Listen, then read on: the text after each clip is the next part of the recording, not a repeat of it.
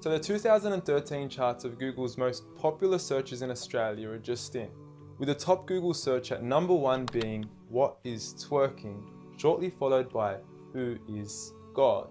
Now, on saying this, I don't think you have to be a genius to figure out which of the two questions is more important to be asking Google. I mean, one could potentially explain the reality of our existence, while the other would potentially leave us scarred for the remainder of our existence. And look, I know there's a lot of skepticism surrounding this issue, and quite frankly, I don't blame you. I mean, the meaning of God has been thrown around so often we forgot what it means. From some Zeus-like man in the sky with a big beard, to Thor, to a half-animal, half-human creature, to Kanye West shamelessly producing a track titled "I Am God" on his album Yeezus, to Eminem then self-proclaiming himself as the rap god, a new brand of clothing titled "I Am God", and who could forget Justin Bieber and his Believers. You affectionately refer to your fans as beaners. No, believers. And now I understand that most of this may be exaggerated, and many of these examples are mere semantics and plays on words that are probably being taken out of context, as let's face it, nobody actually believes in Bieber, and I highly doubt that Kanye West considers himself a god. When someone comes up and says something like, "I am a god," everybody says, "Who does he think he is?" I just told you who I thought I was, a god. And now Kanye West smashes his head into a street sign really, really hard. Oh! Kanye! Oh, Kanye. Kanye, you okay? Sounds like K's got a new hit. A god. That's who I think I am. Kanye, you okay? So with all these misconstrued definitions of God, the least I could do is help clear the water and help us finally find out who is God. Well, to begin, let's start with the things that we all agree on. First and foremost, we're here. We just began and we exist. And like all things that begin to exist, they require a cause. Things don't just come out of nothing, and although at times we sometimes wish they would, they don't.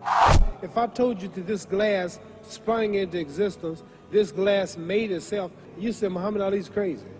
So in saying that, knowing the cause of us is crucial to understanding who God is. Although we are able to explain that we did have a beginning, as many leading cosmologists have affirmed, we are still left unanswered as to what was the cause of our beginning. And before you lash out saying, "Oh, but we can't see what happened before we began," or "you can't prove there was a creator," we say quite openly, neither can you disprove a creator. And by observing the reality of our world and our existence, its order, its structure, and the systems, I see no reason not to believe in a creator. But then one may ask, where did this creator come from? What was the cause of him? And it will go on forever and ever, which would most probably lead to us never have ever been created. So for God to exist, he must exist without a beginning, therefore not requiring a cause, making him eternal. He should also be transcendent from his creation and not bound by any of the realms he had created, whether it is time, space, or matter. For instance, when Steve Jobs makes an iPhone, he doesn't become the iPhone, he is separate. And of course, we could also argue that he is one. This makes the most sense, and it would also avoid any potential conflict between two disputing all-powerful gods with conflicting interests. But we still don't know which God is he. Are you Zeus? Are you Thor? Are you Yahweh? Well, if you agree with everything I've said up until now, you will realize that each of these gods don't fit into our established criteria of who God is. They are all created beings, they are not eternal, they have not created anything, they are dependent, and they require sleep, rest, oxygen, and food. So who is the one and only true God? I present to you a God who is one and only, eternal, exists without a beginning, who was uncreated, requiring no cause for himself, yet being the absolute cause and creator of everything else. Allah. A simple definition of God that is logical and rational. There is nothing like him, no man, no creature, nothing imaginable. He is the one who is perfect, although I don't like using the word perfect because our understanding of perfection would never encompass his true essence. He is in control of everything, whereby nothing can harm us unless he wills it. He is the all-knowing, the all-hearing, and unlike our friend Kanye, he is the all-seeing. Many of us would then argue that although these verses do provide a logical and sound concept of God, how do we know that these words are indeed the words of God? Well, first and foremost, the Quran isn't just any book. It was revealed over 1400 years ago as direct revelation from God to the final prophet Muhammad, peace be upon him, and was sent as the most eloquent piece of literature to before mankind. Revealed at a time where poetry was rife and to a population housing the best of poets, only to leave them speechless and at a loss for words. Now, what is important to note is that the Quran doesn't fit in any of the known classes of poetry nor prose. Rather, it is a fusion of both that even to this day shake the hearts of Muslims and non-Muslims alike. It's almost trance-like. I mean, you can hear it's very euphonic. I mean, there's a lot of internal rhyme and end rhyme, and the rhythm is not predictable, and it's beautiful. Even to this day, the Quran remains incomparable and stuns humanity with its accurate references to science and history, from accurate descriptions of the human embryo to historically accurate references to the different rulers in the different Egyptian dynasties. And no matter how many times people will try to discredit the Quran on its authenticity, it remains standing. Will you please, at the very next science lesson, get some salt water, get some fresh water, and mix them and see what happens? The Quran says 2 seas, not 2 cups of water. And to those that doubt it is from God, the challenge is simple. Bring forth something that can compare. And now, although this challenge has been attempted multiple times throughout the past, history has witnessed that no man has been able to rival the Quran. But does this challenge still apply today? Well, we could surely put it to the test, and who better to choose than the self-proclaimed rap god. Call yourself the rap god. Eminem, dubbed the best of his time, being incomparable with anyone in his league. The last thing the world needs is another me. Now, if we compare the works of Allah with the works of Eminem, we are left with this. Slickety gibbity hippity hip hop, rappity rap, packing a mac in the back of the act, pack back rap yak yakety yak yak at the exact same time I attempt these lyrical acrobat stunts.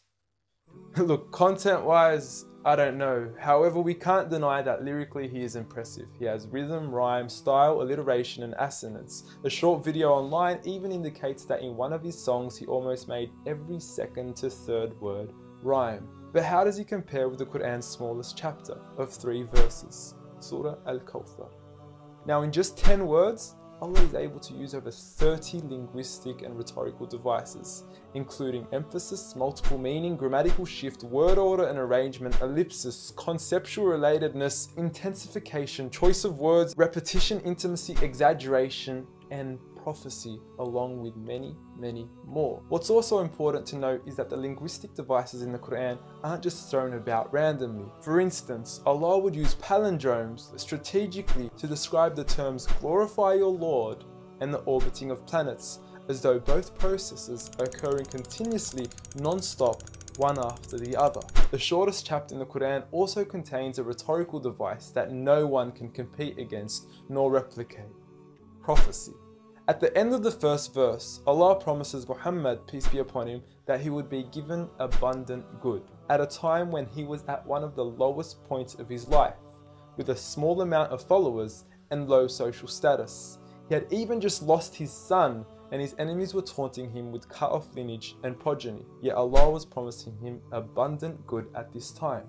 Such was the prophecy of the Quran, and we certainly indeed see its fulfillment today. With the Quran being the most recited, memorized and practiced book across the entire world, with over 1.6 billion followers today from all walks of life.